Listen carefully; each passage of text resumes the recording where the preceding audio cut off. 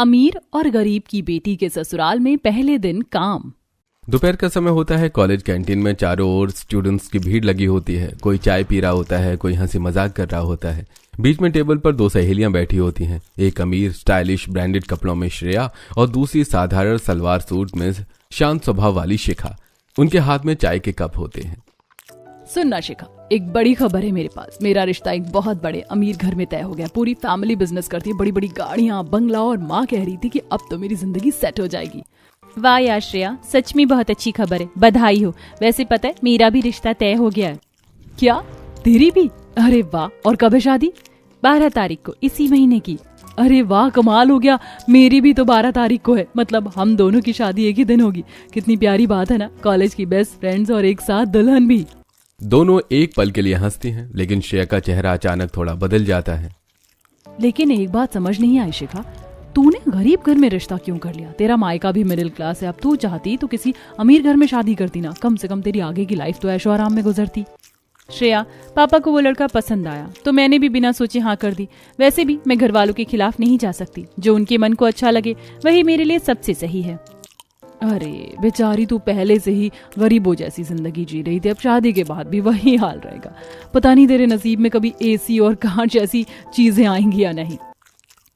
श्रेया, अमीरी गरीबी से खुशियों का कोई लेना देना नहीं होता। कभी कभी अमीर घरों में बहुत दुखी होते हैं सब, और गरीब घरों में बहुत सुकून। खुशियाँ चीजों से नहीं, रिश्तों से मिलती हैं। श्रेया एक पल को चुप हो जाती है। उसे शिखा की बातों में सच्चाई महसूस होती है। कुछ दिनों बाद दोनों दोस्तों की शादी हो जाती है। अमीर घर की बहू श्रेया का गृह प्रवेश होता है। बड़ा आलीशान बंगला, 3 मंजिला, गेट पर सजावट, फूलों की माला, लाइट्स चमक रही होती हैं। नौकर लाइन में खड़े होते हैं। अब दुल्हन गृह प्रवेश के लिए कलश पर पैर रखकर अंदर जाइए। श्रेया के चेहरे पर हल्की मुस्कान और आंखों में चमक होती है। वो अपने लहंगे को संभालती है और कलश को पैर से धीरे धीरे आगे बढ़ाती है। वाह, क्या शानदार घर है, 3 मंजिला, हर जगह चमक दमक। अब तो मैं यहाँ रानी की तरह रहूंगी। मुझे तो कोई काम करने की जरूरत ही नहीं पड़ेगी। 10-20 नौकर तो होंगे ही इस महल में। अब बस मैं ऐश करूंगी, बस रानी की तरह जिंदगी जीऊंगी। वो अंदर कदम रखती है, तभी सास, नंद और ससुर सामने खड़े दिखाई देते हैं। आओ बहू, गृह प्रवेश मुबारक हो। हमारे घर की परंपरा और रीति रिवाज को अब तुम्हें आगे लेकर चलना है। जी मम्मी जी, मैं सब देख लूंगी, और बाकी काम तो ये सब नौकर कर लेंगे। अरे भाभी, हमारे घर में बहुएं आराम नहीं करती, काम करती हैं। कोई होटल नहीं है जहाँ नौकर सब कुछ करें। हमारे घर की इज्जत बहू के संस्कारों से होती है। उम्मीद है बेटा तू हमारे घर की लाज रखेगी। श्रेया मुस्कुराने की कोशिश करती है, लेकिन अंदर से घबरा जाती है। वो चारों ओर देखती है, नौकर खड़े होते हैं, पर सब सास की ओर देखकर आदेश का इंतजार कर रहे होते हैं। उसके चेहरे की रानी वाली चमक थोड़ी फीकी पड़ जाती है। दूसरी ओर गरीब घर की बहू शिखा का गृह प्रवेश होता है। साधारण लेकिन साफ सुथरा। घर दरवाजे पर आम के पत्तों और गेंदे के फूलों की माला लगी होती है। अंदर आ बेटा, दाहिना पैर कलश पर रखकर घर में प्रवेश कर। शिखा मुस्कुराती है और धीरे से कलश को पैर से आगे बढ़ाती है। उसके चेहरे पर आत्मविश्वास और सच्ची खुशी होती है। हाथ से ये घर मेरा है और इस घर के हर काम की जिम्मेदारी भी मेरी। मैं हर काम पूरे मन से करूंगी, क्योंकि ये मेरे अपने हैं। अपने लोगों के लिए काम करने में तो सुकून है, थकान नहीं। मैं अपनी सास और नंद को कोई भी काम नहीं करने दूंगी। मैं चाहती हूँ कि ये घर हमेशा खुश रहे। शिखा अंदर कदम रखती है। सास, ससुर और नंद सब मुस्कुराते हुए आरती की थाली लेकर खड़े होते हैं। सास आरती करके कहती है, आओ बहू, तुम्हारा स्वागत है। तू हमारे घर में लक्ष्मी बनकर आई है। भाभी, अब तो घर में जान आ गई है। बेटा, तूने जैसे कदम रखा वैसे ही हमारा घर भी खुशियों से भर गया। शिखा सबके पैर छूती है। सास उसके सिर पर हाथ रखती है। सारा घर प्यार और अपनापन से चमक उठता है। अगले दिन अमीर ससुराल का बड़ा लिविंग रूम होता है। श्रेया भारी जड़ाऊ साड़ी, ढेर सारे गहने, पायल की छन छन के साथ सीढ़ियों से नीचे उतर रही होती है। आज तो सबकी निगाहें मुझ पर होंगी। महारानी हूँ मैं इस घर की। कांटा भी चुभेगा तो नौकर दौड़ कर आएंगे काम। अरे वो तो घर के लोग करेंगे, मैं क्यों करूंगी। सोफे पर बैठ जाती है, तभी सास गंभीर होकर सामने आती है। बहू, इतना सच धज कर क्यों बैठ गई? तुझे पता नहीं आज तेरी मुंह दिखाई और मेहमानों का खाना कौन बनाएगा? क्या मैं? मम्मी जी, खाना मुझे ही बनाना होगा? हाँ बेटा, ये भी तेरा ही घर है। इस घर का हर काम बहू का काम होता है। श्रेया की हंसी, चमक, सपनों का महल सब एक पल में टूट जाता है। हे भगवान, मैं तो सोच रही थी रानी बनूंगी, यहाँ तो नौकरानी बना दिया पहले दिन ही। वो रोते झुंझलाते गहने उतार कर एक टेबल पर पटक देती है और किचन में चली जाती है। भारी साड़ी संभालते हुए खाना बना रही होती है। माथे से पसीना टपक रहा होता है। पूरी दुनिया का काम पहले दिन मुझी को क्यों? ना नौकर है ना किसी की मदद। ये कैसी अमीरी है भाई? नंद पास से गुजरती है और ताना मारती है। भाभी जल्दी करना, मम्मी ने कहा है मेहमान आने से पहले तैयार भी होना है आपको। जरा सी मदद नहीं कर सकती थी? अरे जाकर भाभी की मदद कर दे। मम्मी मैं क्यों करूँ काम? आज तो मैं खुद मेहमानों से मिलने की तैयारी करूंगी। श्रेया की चिढ़ बढ़ जाती है और वो चुपचाप खाना बनाती है। श्रेया दोबारा से गहने पहनकर बैठ जाती है। औरतें आकर उसे देखकर दुआएं देती हैं। बहू तो बहुत सुंदर है। खाना किसने बनाया? हमारी बहू ने ही, सब अपने हाथों से बनाया। बहुत मेहनती है मेरी बहू। बस सब तारीफ करते हैं। श्रेया के चेहरे पर नकली मुस्कान होती है। सब मेहमान चले जाते हैं। रसोई में बर्तन का पहाड़ लगा होता है। सास आदेश देते हुए कहती है, बहू चलो अब बर्तन भी धो लो, काम खत्म करके आराम कर लेना। श्रेया हैरान हो जाती है और बहुत किलस रही होती है। भगवान, मैंने सोचा था अमीर बहू बनूंगी और यहाँ तो मजदूर बना दिया। ना नंद मदद कर रही है ना कोई नौकर। मेरी तो सारी सोच पर पानी फिर गया। दूसरी ओर शिखा मुस्कुराते हुए अपना दुपट्टा ठीक करती है और रसोई की ओर जा रही होती है। आज मेरा पहला दिन है, सबके लिए स्वादिष्ट खाना बनाऊंगी। तभी पीछे से सास आती है और उसका हाथ पकड़कर रोक देती है। अरे बेटा कहाँ जा रही हो ऐसे? रसोई छोड़, पहले तैयार हो जा, आज तेरी मुंह दिखाई है। कंगन निकालकर उसके हाथ में पकड़ाती है। ये ले तेरे लिए कंगन बनवाए, इन्हें पहन और सुंदर सी रानी बनकर बैठ। हम दोनों ने खाना बना लिया, तू बस खीर में 1-2 बार चम्मच चला देना, बस वही तेरी पहली रसोई हो जाएगी। मम्मी जी पर मैं काम कर लूँ ना? नहीं बेटा, पहले दिन बहू को रानी बनाकर रखा जाता है हमारे घर में। शिखा की आंखें भर जाती हैं खुशी से। नंद रिया सजावट कर रही होती है। प्यार से बातें करते हुए कहती है, भाभी आप तो फिल्म की हीरोइन लग रही हो। आज पूरा मोहल्ला देखेगा हमारी नई भाभी को। मैंने सोचा था काम करूंगी, सबके लिए खाना बनाऊंगी, पर यहाँ तो मुझे इतना सम्मान, इतना प्यार मिला। सच, रिश्तों की अमीरी ही असली अमीरी है। सब मेहमान आते हैं, सब उसे दुआएं देते हैं। माहौल खुशियों से भरा होता है। अगले दिन सुबह का समय होता है। श्रेया बाहर खड़ी होकर कपड़े सुखा रही होती है। दूसरी ओर शिखा अपने छोटे आंगन में तुलसी के पौधे में पानी डाल रही होती है। चेहरे पर सुकून की मुस्कान दिखती है। दोनों की नजरें टकरा जाती हैं। अरे ये तो शिखा है। वाह, हमारा तो मायका भी साथ था और अब ससुराल भी आमने सामने। हाँ श्रेया, ये तो बहुत अच्छी बात है। कम से कम हम पुरानी बातें याद कर लिया करेंगे। हाँ, पर देखो तो कितना फर्क है हमारे घरों में। तेरा मिट्टी का छोटा सा घर और मेरा ये 3 मंजिला महल। यहाँ तो मैं नौकरों के साथ रानी की तरह रहती हूँ। कोई बात नहीं श्रेया, छोटे घरों में भी बहुत प्यार और खुशी होती है। कभी कभी बड़े घर भी बहुत खोखले होते हैं। श्रेया का चेहरा उतर जाता है। थोड़ा चिढ़कर अंदर चली जाती है और आंखों में जलन साफ दिखती है। अगले दिन मंदिर में घंटियों की आवाज हो रही होती है। फूल ही फूल भगवान की तस्वीर के सामने रखे हैं। पंडित जी आरती करते हैं। कमला लाल साड़ी में, गले में सोने की मोटी चेन और हाथ में चांदी की थाली लिए पूजा कर रही है। सुधा सादी सूती साड़ी में चेहरे पर शांति और सादगी से फूल चढ़ाकर आरती करती है। दोनों आरती के बाद सामने से टकरा जाती हैं। अरे सुधा बहन, तुम यहाँ काफी दिनों बाद दर्शन हुए। हाँ कमला जी, सोचा आज मंदिर आ जाऊं। आपके हाल चाल कैसे हैं? हम तो बहुत अच्छे हैं। मेरी बहू तो बहुत संस्कारी है। इतनी अमीर होकर भी घर का सारा काम खुद करती है। सब कहते हैं ऐसी बहू सबको मिले। हाँ, बहुत अच्छा। मेरी बहू भी बहुत संस्कारों वाली है, लेकिन हम तो उसे बेटी की तरह रखते हैं। घर में काम बहुत है पर हम सब मिल बांट कर करते हैं। क्यों उसे सब बोझ दे? ओह, मतलब तुम्हारी बहू को कुछ करना नहीं आता? आता तो सब है कमला जी, पर हम उसे थकाना नहीं चाहते। प्यार से रखा जाए तो घर का हर काम अपने आप हो जाता है। देखो, मेरी बहू तो इतनी अमीर होकर भी कभी घमंड नहीं करती। इतना बड़प्पन आजकल की लड़कियों में कहाँ है। अच्छा है, मेरी बहू को भी किसी चीज का घमंड नहीं है, ना अमीरी का ना गरीबी का। बस रिश्तों का मान रखना जानती है। दोनों मुस्कुराती हैं, पर मुस्कान में एक दूसरे को नीचा दिखाने की खींचतान दिखती है। अगले दिन दोनों बहू श्रेया और शिखा बाजार जाती हैं। सब्जियों की दुकान, मसालों की दुकान, कपड़ों की दुकानें, दुकानदारों की आवाजें। सड़क के एक ओर अमीर बहू श्रेया, दूसरी ओर गरीब बहू शिखा अपने अपने थैले लेकर चल रही होती हैं। श्रेया भारी साड़ी में, माथे पर पसीना, बाल बिखरे हुए, हाथ में 3 थैले होते हैं। एक में चावल, एक में दाल और एक में आटा होता है। उफ, ये कैसा अमीर घर है जिसमें मुझे नौकरों का काम करना पड़ रहा है। ना कोई मदद करने वाला, ना कोई पूछने वाला। कहाँ सोचा था मैं महारानी बनकर रहूंगी और कहाँ आ गई राशन की थैलियां उठाने। नौकर भी काम नहीं करते, उन पर भी नजर रखनी पड़ती है। अब घर का राशन भी मैं ही ले आऊं तो आखिर अमीर घर की बहू बनकर फायदा क्या हुआ? वो गहरी सांस लेकर फिर थैला उठाती है। उसी बाजार के दूसरी ओर शिखा सादी सूती साड़ी में हल्की मुस्कान के साथ दुकानदार से बात कर रही होती है। भाभी जी, आज कुछ खास लेना है क्या? हाँ भैया, मम्मी जी ने मुझे थोड़े पैसे दिए हैं, एक साड़ी और थोड़ी चूड़ी बिंदी भी दिखा दो। वो सामान देखती है और सारी फाइनल कर देती है और दुकानदार पैक कर रहा होता है। मम्मी जी कितना ध्यान रखती है मेरा, हर चीज में पूछती हैं। कितना अच्छा लगता है तब घर को घर जैसा महसूस हो।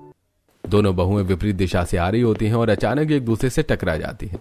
श्रेया के थैले से कुछ सामान गिर जाता है। अरे श्रेया, मैं उठाती हूँ, सामान गिर गया तुम्हारा। अरे तुम यहाँ, ये तो अमीरों का मार्केट है, तुम यहाँ क्या कर रही हो?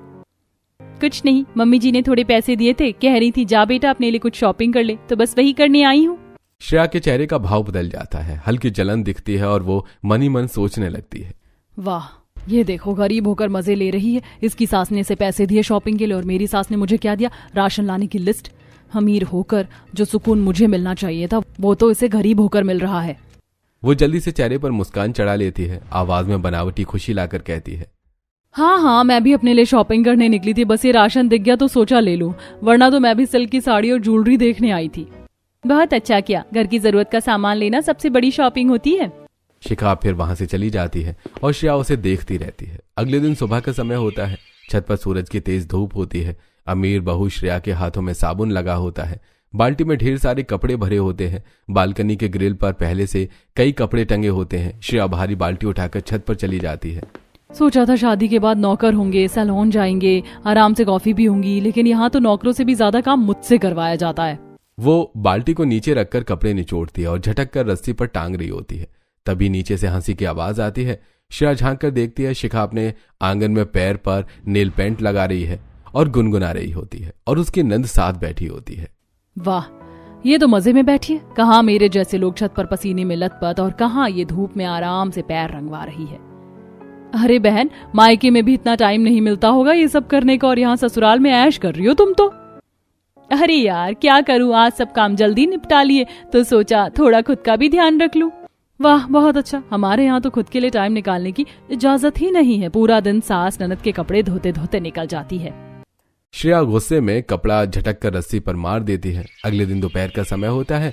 किचन में श्रेया गैस पर 2-3 बर्तन संभाल रही होती है। बाहर से आवाजें आ रही होती हैं। एक तरफ कुकर की सीटी बजती है, दूसरी तरफ चाय उबल रही होती है। हाँ सोनिया, मैं कॉलेज आते ही तुमसे मिलती हूँ। भाभी मेरे लिए कॉफी बना दो ना। दीदी मैं अभी खाना बना रही हूँ, जरा टाइम लगेगा। अरे भाभी ये जल्दी कर दो ना, कॉलेज जाना है, खाली पेट थोड़ी ना जाऊंगी। इन लोगों को तो लगता है मैं नौकरानी हूँ। वो झटपट गैस का बर्नर कम करती है, कॉफी बनाती है, कप में डालकर ट्रे में रखती है और बाहर ले जाती है। थैंक यू भाभी, बस थोड़ा शुगर ज्यादा डाल देती तो अच्छा होता। यहाँ तो हर किसी की फरमाइशें हैं, सास का हुक्म, नंद का आदेश और मैं बीच में पिसती जा रही हूँ। श्रेया के चेहरे पर थकान, गुस्सा और बेबसी साफ दिखती है। वहीं दूसरी ओर शाम का समय होता है। छोटा सा आंगन और मिट्टी की दीवारों वाला किचन में शिखा आटे की लोइयां बेल रही होती हैं। उसकी नंद पास में सब्जी काट रही होती है। भाभी आप जाकर आराम कर लो ना, इतना काम रोज अकेले करती हूँ, थक नहीं जाती? अरे नहीं दीदी, बस कुछ ही लोगों का खाना बनाना है, अब घर का काम भी तो अपना ही होता है। फिर भी भाभी आप सब संभाल लेती हो, मुझे तो हैरानी होती है कि आप इतनी शांत कैसे रहती हैं। शांत रहना भी तो सीखना पड़ता है दीदी, जब दिल साफ होना तो काम कभी बोझ नहीं लगता। दोनों साथ में मुस्कुराती हैं। अगले दिन श्रेया का कमरा महंगे पर्दे, एसी की ठंडी हवा, लेकिन चेहरा परेशान होता है। श्रेया बालों को ढीला करती हुई बिस्तर पर बैठी होती है। हाथ में मोबाइल होता है, मुंह बना होता है। तभी उसकी मम्मी का कॉल आता है। हेलो मम्मी, क्या बताऊं आपको, यहाँ तो मेरी हालत खराब कर दी है इन लोगों ने। क्या हुआ बेटा, सब ठीक तो है ना? इतनी जल्दी तू परेशान कैसे हो गई? ठीक मम्मी, यहाँ तो मुझे पूरे घर की नौकरानी बना दिया है। सुबह से रात तक या तो रसोई में या सफाई में लगी रहती हूँ और ऊपर से सास ससुर दोनों बस ऑर्डर पर ऑर्डर देते रहते हैं। श्रेया पानी लाओ, श्रेया खाना बनाओ, श्रेया कपड़े सुखाओ, पूरा दिन बस काम काम और काम। अरे बेटा, पर तू तो कह रही थी कि अमीर घर में शादी हुई है, नौकर चाकर होंगे। हाँ मम्मी, नौकर हैं, लेकिन काम तो फिर भी मुझे ही करना पड़ता है। उनके सामने तो मैं कुछ बोल भी नहीं सकती, वरना कहते हैं हमारी बहू को घर के काम से परहेज है। मम्मी आपको याद है वो शिखा जो हमारे मायके के सामने वाले गरीब घर में रहती थी? हाँ, वही जो सिलाई करती थी ना। हाँ वही, अब वही मेरे सामने वाले घर में ससुराल में आई है। और सोचिए मम्मी, गरीब घर में होने के बावजूद वहाँ की जिंदगी कितनी आसान है। उसकी सास तो उसे पलकों पर बिठा कर रखती है, उसे कभी कुछ करने को ही नहीं कहती। सुबह उठती है, पूजा करती है, फिर आराम से बैठकर चाय पीती है। और मैं इस घर की रानी होकर भी नौकरानी बनी हूँ। बेटा, हर घर का तरीका थोड़ा अलग होता है। नहीं मम्मी, कुछ घरों में बहू को इंसान समझा जाता और कुछ में सिर्फ काम करने वाली मशीन। अब आप ही बताइए, अमीर होकर क्या फायदा अगर सुकून ही ना मिले। श्रेया गुस्से से फोन रख देती है। दूसरी ओर शिखा झूले पर बैठी मुस्कुरा रही होती है। सास भी उसके साथ ही होती है। तभी उसकी माँ का फोन आ जाता है। अरे मम्मी नमस्ते, कैसी हैं आप? अरे मेरी बेटिया, मैं तो ठीक हूँ, तू बता तेरा नया घर कैसा है? मम्मी मेरा ससुराल तो स्वर्ग से कम नहीं है। सासू माँ मुझे बेटी की तरह रखती है, कहती है शिखा बेटा तू ज्यादा काम मत कर, हम सब मिलकर कर लेंगे। और सच में मम्मी वो लोग मिलकर काम करते भी हैं। सच में इतने अच्छे लोग मिले तुझे? हाँ मम्मी बहुत। मेरे पति तो इतने अच्छे हैं कि क्या बताऊं। खुद काम से लौटते हैं और पूछते हैं तू थक तो नहीं गई? कभी मेरी मदद कर देते हैं, कभी रसोई में आकर सब्जी काट देते हैं। ऐसा लगता है जैसे मैं किसी घर की बहू नहीं, इस घर की बेटी हूँ। बेटा मुझे तुझ पर गर्व है, तूने हमेशा सबका दिल जीत लिया। अरे मम्मी सबका दिल जीतना आसान है, बस थोड़ी मोहब्बत और मुस्कान चाहिए। आप देखिएगा यहाँ सब मुझसे इतना प्यार करते हैं कि कभी मुझे मायके की कमी महसूस ही नहीं होती। भाभी चाय पी लो, ठंडी हो जाएगी। ठीक है मम्मी, दीदी फिर से बुला रही हैं। ठीक है, मैं बाद में बात करती हूँ। जा बेटा, खुश रहे, भगवान करे तेरी जैसी बहू सबको मिले। शिखा फोन रख देती है। अगले दिन श्रेया अपने कमरे में बैठी होती है। बाल खुले हुए, सामने मिरर पर मेकअप का सामान बिखरा पड़ा होता है। उसने नया हैंडबैग और एक खूबसूरत ड्रेस पहन रखी होती है। आज तो मन कर रहा है कहीं बाहर जाऊं, थोड़ी हवा बदलूं। हर दिन वही घर, वही काम, वही टेंशन। उसी वक्त उसका पति राघव कमरे में आता है। फाइलें हाथ में होती है, चेहरा थका होता है। राघव चलो ना कहीं मूवी देखने चलते हैं, यहाँ पर डिनर पे बस हम दोनों। कितने दिन हो गए ना कहीं बाहर गए हुए। श्रेया आज बिल्कुल टाइम नहीं है, ऑफिस में बहुत काम है। क्लाइंट की मीटिंग है कल सुबह, मुझे प्रेजेंटेशन तैयार करनी है। कल चलते हैं पक्का। मैं तो पता नहीं कहाँ फंस गई हूँ, जब से आई हूँ इस चार दीवारी में कैद हूँ। बस हर बार यही कहते हो कल कल कल कल। पता नहीं तुम्हारे लिए कभी आ जाता भी है या नहीं। देखो गुस्सा मत करो, मैं तुम्हें इग्नोर नहीं कर रहा हूँ, बस काम बहुत बढ़ गया है। श्रेया गुस्से से चुपचाप खिड़की के पास बैठी होती है। सामने से आती आवाजें सुन रही होती है। शिखा के घर से हंसी की आवाजें आ रही होती हैं। अजीब है ये जिंदगी। अमीर मैं हूँ पर सुकून उसके घर में है। काम तो सबके पास होता है राघव, लेकिन थोड़ा वक्त अगर अपनों के लिए निकालो तो जिंदगी खूबसूरत लगती है। राघव उसकी बात का जवाब दिए बिना लैपटॉप लेकर बाहर चला जाता है। श्रेया वहीं बैठी रह जाती है। मेकअप किया हुआ चेहरा पर मन उदास होता है। दूसरी ओर शिखा घर का काम खत्म कर रही होती है। उसके पति अरुण पानी पीते हुए हंसते हुए आते हैं। अरे चलो जल्दी से तैयार हो जाओ, आज मूवी देखने चलते हैं। मूवी? लेकिन तुमने तो कहा था कि आज काम पर जाना है। अरे काम तो रोज होता है, पर तुम्हारे साथ वक्त बिताने का मौका रोज नहीं मिलता। आज मूड है, बस चलो निकलते हैं। अच्छा ठीक है, 2 मिनट रुको, मैं तैयार होती हूँ। वो जल्दी से सिंपल सी साड़ी पहनती है, बाल बांधती है और दोनों चलते चलते हंसते मुस्कुराते निकल जाते हैं। श्रेया खिड़की के पास खड़ी होती है। बाहर से शोर और हंसी की आवाजें आ रही होती हैं। वो पर्दे हटाकर झांकती है और शिखा और उसका पति हंसते हुए जा रहे होते हैं। शिखा की हंसी पूरे गली में गूंज रही होती है। अरुण उसे देखकर मुस्कुराता है। ये गरीब लोग भी कितने खुश हैं ना कार है ना बड़ी हवेली, फिर भी चेहरे पर इतनी मुस्कान। और मैं इतने पैसों के बावजूद हर दिन बस अकेली। उसकी आंखों में हल्की नमी आ जाती है। वो धीरे से फोन उठाती है और राघव को कॉल करती है। राघव जब तुम्हारा काम खत्म हो जाए तो जल्दी आ जाना, मैं बस तुम्हारे साथ चाय पीना चाहती हूँ और कुछ नहीं। जरूर श्रेया, बस आधा घंटा। शायद अब वक्त है मैं अपनी खुशी खुद ढूंढूं, शिकायतों में नहीं, प्यार में। अगले दिन श्रेया कमजोर सी बिस्तर पर बैठी होती है। उसके चेहरे पर थकावट और हल्का बुखार साफ दिख रहा होता है। वो धीरे धीरे उठकर सिर पकड़कर रसोई की ओर जाती है। सास वहां सब्जी काट रही होती है। माँ जी आज मेरी तबीयत कुछ ठीक नहीं लग रही है, सिर भारी है, थोड़ा चक्कर सा भी आ रहा है। अरे बेटा देख, तो ज्यादा काम तो मैं भी नहीं कर सकती हूँ। तू ऐसा कर, सुबह का काम निपटा ले, मैं शाम को संभाल लूंगी। ठीक है माँ जी। वो धीरे धीरे गैस जलाकर चाय बनाती है। चाय का कप उठाते वक्त हाथ कांप जाता है, कुछ चाय गिर जाती है। अरे ध्यान से कर, कितना फैलाती है हर बार।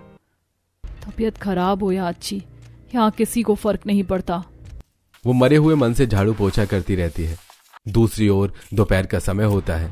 शिखा रसोई में सब्जी काट रही होती है। तभी उसे हल्का बुखार महसूस होता है। वो दीवार पकड़कर बैठ जाती है। सास तुरंत पास आ जाती है।